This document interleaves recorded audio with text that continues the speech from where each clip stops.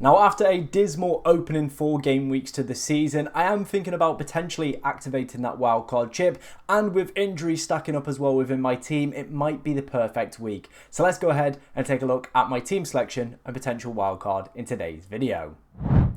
Now, of course, before we dive into today's video, if you do enjoy any of the content that you see on the channel, please be sure to like, comment, and subscribe, as we are trying to hit 19,000 subscribers on the channel. Honestly, the support recently has been incredible. I've really enjoyed making content for you guys, and yeah, you guys are reciprocating that with the support. So honestly, just keep hitting that subscribe button, like button, all that stuff. It means the absolute world to me. So this is how we got on in game week 4. Pretty much not a bad week, to be honest. We got a 1 mil green arrow, so we can't really complain too much about it. Obviously, Semenyo being the big standout player for us, a 13-pointer. Salah captaincy, it did pay off in the end, but as you can see, the defense really coming clutch. Anderson with a 10-pointer, Tarkowski with an 8, and Pedporo keeping the clean sheet. But it is those, of course, defensive contribution monsters that are continuing to pick up points for us and our side. And as you can see from here, we are in a position where we are probably 1 injury, I would say, away from maybe wildcard in this week. Obviously, we've lost Murillo, who is on our bench. We've lost Tielemans as well, so we're pretty much 2 probably players out for this game week, and they did have the best fixtures of the lot. Obviously, Watkins has been misfiring. Tielemans has been a bit of dud himself anyway. So yeah, there's quite a few players that I would like to switch out of this side, and that is why I'm potentially thinking about wildcard. And obviously, I ran through a wildcard draft earlier in the week as well. If you want to go and check that out, feel free to. I've made some tweaks to that as well.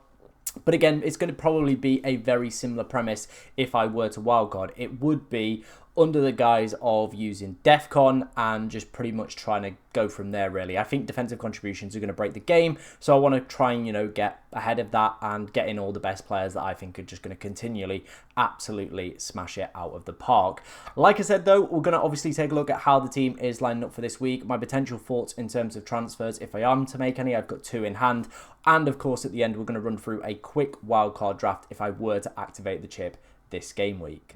So let's start off first with our defence then. As you can see, I'm probably happy, I would say, with like 2 of the starting defenders. If Murillo's fit and available, he will be perfectly fine. I guess then we've probably got a decision whether we go Estev or Tarkowski. Looking at the Fantasy Football Hub model, it is predicting more points for Tarkowski this week, I'm guessing, based off the defensive contributions, which I probably would say he is going to hit in that Liverpool game. He's already managed to hit it in all 4 of his opening games. So as long as Liverpool probably don't score above 2 goals, he's probably going to come away with like a 3 or a 4-pointer. You never know as well. Maybe this is the year that Everton finally get something at Anfield and we might see a clean sheet maybe, or a nice 0-0. That wouldn't be too bad for our Tarkowski perspectives. Anderson's also started turning into a DEFCON beast over the past 3 weeks as well. He was ridiculously close in game week 1 to hitting that metric. He hit it in game week 2, 3 and 4, and I do expect with Brentford he is probably going to continue that. If Murillo's fit and available, then this team probably is going to be alright just to roll through this week. It's a good fixture against Burnley. I'm not going to sell a player that,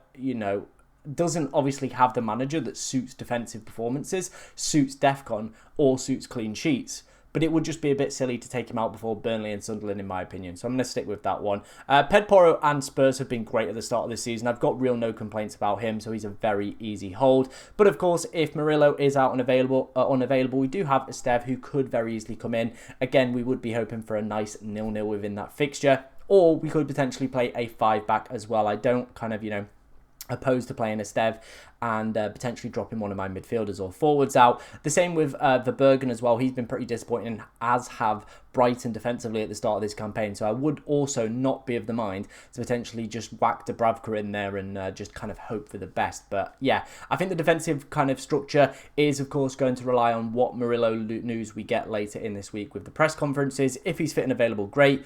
If not, then of course Estev will hop into our side. Heading into the midfield, and I would probably say I'm happy with like 2 of the midfielders this week. We've got obviously Mohamed Salah, we've got Anton Semenyo. They're the guys that I'm pretty happy with. Obviously, Anton Semenyo absolutely smashing it at the start of the season. If, of course, Kluivert does remain benched as well, it is meaning that he will be the penalty taker for this side. So getting a penalty taker for a side that have decent numbers, especially at the start of this season for expected goals created, they did for the past 2 seasons as well. I think for me, all of that is just factoring up to be, you know, a pretty good buy, to be honest. So yeah, if you're in the market for a midfielder, I think Anton Semenyo probably tops my list right now. And I am seeing a lot of the models kind of reconstruct their thinking at the moment on him as well, especially with the penalty appeal. That does make him a much more valuable asset to have within the side. We're going to go with Salah captain. Obviously, I don't think I have too many other clear captaincy options. And taking a look at the predicted points from Fantasy Football Hub, it does have Mohamed Salah, as you can see, clear by a country mile. I'm not going to trust Watkins. I'm not going to give him the armband for this week. We don't have Haaland. And Anton Semenyo, I do actually think probably has his most difficult game coming up against Newcastle. Now, there might be a bit of Champions League fatigue, of course, with them playing on Thursday. So maybe that potentially could come into it. It's obviously a big game. You know, I've spoke about the Sydney Sweeney effect before. You have this big, you know, date with kind of, you know, let's say a supermodel in this case, which is, of course, Barcelona. You're going to be really hyped up. You're going to be all for it, especially if you win the game. And then you've got to go to Bournemouth. Like, it's kind of like one of those, isn't it, really, where it doesn't kind of match to the same level. So there might potentially be that in play as well. So maybe Bournemouth might do well. But interestingly, looking at it, Newcastle have been currently the best side for XG conceded. I think it's 2 goals they've been expected to concede this season. So a very watertight defence that Eddie Howe is rocking over there at St James's Park at the moment. So you never know. I do think it is a little bit, probably, like I said, one of the most difficult fixtures that Semenyo could face this week, which isn't ideal, but he's still a great pick on penalties. You never know what could happen with that. Wirtz, my oh my, he has been one terrible pickup, hasn't he? He is just frustrated every single week, even against Burnley. A few half chances, like he dragged a shot wide. If Ekitike dived in front of that ball, could have maybe come away with an assist, but I really want to get this guy out of the side. I do just think, though, we've probably got bigger problems mounting up at the moment. He's still playing decent minutes and does have a good fixture this week, so isn't a priority transfer out. However, he is really frustrating me, and if I were to wildcard, he would happily be one of the quickest names I would sell very, very easily. Bruno Fernandes, past few games have been, yeah, a little bit like that, to be honest. I don't really know where to kind of make of Bruno at the moment, or Manchester United. I personally think Almiron's got to go. I think they've tried the system, they've backed him to the hills, and it just doesn't really show any sign of improvement. Bruno, yeah, he can hit DEFCON. He is very creative. He is the penalty taker, so I like all of those good qualities. And maybe we might see a bit of Chelsea fatigue as well. Obviously, they had a disappointing result at the weekend against Brentford, throwing away their lead very late on. And then they've got to go to the Allianz and Bayern Munich. So maybe this is where Manchester United are going to come good. And I do still think Bruno is going to be a good long-term pick this season. I am just worried about United as a side overall and their overall kind of ability to do well this season.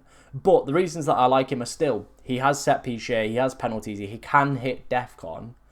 And as well, there's no European football for Manchester United. I do think that is going to become a big, important factor to note as we start progressing through the game weeks. We're going to see more rotation. We're going to see more players being benched. Obviously, Maresca came out the other day and said that, you know, he's going to start rotating his goalkeepers. So for me already, that probably puts me on high alert going there. Any Chelsea assets, they're going to be heavy, you know, rotation, especially with Champions League, Carabao Cup, FA Cup, all that is starting to make me think, yeah, we need to be maybe focusing on these guys that are the talisman for kind of, you know, non-European competing sides. So Anton Semenyo and Bruno Fernandes are perfect and prime examples of that. So something I am going to monitor for the kind of, you know, next few weeks, especially with my transfer recruitment plans. How much is rotation going to impact certain players and how much European football are they playing could be a big deciding factor in what the wildcard looks like and, of course, what my transfers look like. Right, let's finish up the lineup then, move on to our 2 strikers, and then we'll run through my wildcard draft for this game week. Okay, let's complete the lineup. Let's take a look at my 2 forwards then. It is going to be Mateta and Watkins. Starting off with Mateta first, it is a great fixture. West Ham look very, very vulnerable at the moment, and I do think they are probably one more big loss away from Graham Potter losing his job. And Crystal Palace are on like a terrific run. It's like 16 or 17 games unbeaten at the moment, so they're absolutely flying through things. I think the big concern with me with Mateta longer term is, of course, Nketiah is back in training, so we'll start to eat into Mateta's minutes. There's also European football football coming up around the corner for them as well. So again, gonna start to be a little bit of a concern as we progress through. But for the next few weeks, he should be a fine and okay option to hold. He's still playing good minutes, still on penalties. But again, one of those that we are going to have to monitor when European football comes. And of course, when Nketiah starts to potentially start to eat into some of his minutes, which of course makes him a worse asset. Then we've got Watkins as our other forward. I've taken 0.2 million price drop on Watkins now, and the guy is frustrating me. I mean, Villa as a whole have been absolutely shocking at the start of this season, haven't they? They just look so dull going forward. I can't put my finger on what is going wrong with this Aston Villa side, to be honest. So yeah, it's really, really frustrating, heavily frustrating to, of course, own Watkins and Tielemans, who you can see on the bench, who is now flagged for this fixture. So great, cheers, pal. Appreciate that one. Looks like he's going to miss 1 to 2 weeks, so isn't going to be available for the Sunderland fixture either. So yeah. It's like, do I give him one more? Like, I mean, Sunderland are like 6 at the moment for XG conceded as well. So it's not even like Sunderland have started the season bad. Palace did put up like 1.88 XG though against them. But again, who do I sell him for other than Haaland? Like, there aren't any other forwards that are massively firing well. Gyökeres, 2 early substitutions around the 60th minute, had a nasty gash on the head as well in the game against Bilbao. So maybe again we might see an early substitution or a potential benching or miss out on, you know, the City game as well. And it doesn't feel like an ideal point to hop on him either, with City and then Newcastle, who I've already spoke about, are one of the best sides for XG conceded right now. So it doesn't feel like the most ideal hop on point. So I think we are just kind of stuck with the team that we've got. And I think the best solution for me right now could just be to roll the transfer, take 3 into game week 6, and then we can kind of do a little bit of a rejig with the side, get Haaland in, of course, or potentially free hit. But I'm maybe putting the free hit on the back burner after Crystal Palace's progression in the Carabao. There is talk that they potentially could have a blank in game week 17. Of course, it would be nice to have a free hit to fully just take on board with that. And if we can get Haaland, who is looking very good as a longer term option, maybe it's going to make more sense to either wildcard in game week 6 or, of course, potentially just, you know, use our transfers, go and get Haaland that way, rather than wasting a free hit, which might be leaded a little bit later in game week 17. But of course, there are still other things that need to happen before that game week 17 blank does occur. Let's take a look then at a potential wildcard I could rock if I was to activate the chip this week. Again, I've gone heavy on the DEFCON. I've spoke about it in obviously the wildcard video and the transfer targets video. I'm just all for the defensive contributions. I think it is honestly a metric that people need to be targeting. And as you can see, we're pretty much rocking a back 5 that can all hit DEFCON. Anderson, Gabriel, Richard, Senesi, Tarkowski. I would prefer to have Leclerc in there ahead of Richards. I just think he's a better option. Goalkeeper-wise as well, I would rather have a Raya. But again, it's just trying to find this little bit of money.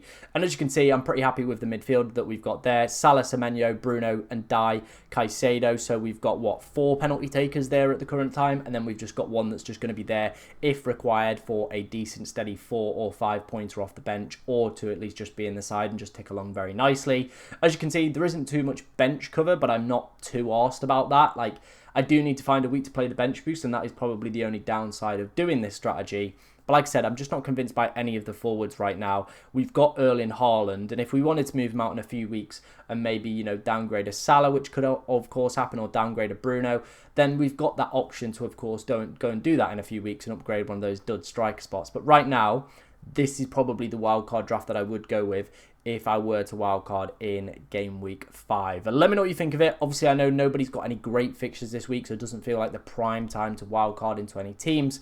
But it could just get me set for the next few weeks, get me into a decent position, because even my starting 11 at the moment for this week isn't looking ideal. So I don't really feel like I'm missing out on too much just for this one game week. Of course, if you did enjoy today's video, make sure you're hitting that subscribe button and like button. Like I said, we're trying to hit 19,000 subscribers on the channel, and it'd be absolutely amazing if we could do that. But thank you for watching today, ladies and gentlemen, and good luck in game week 5.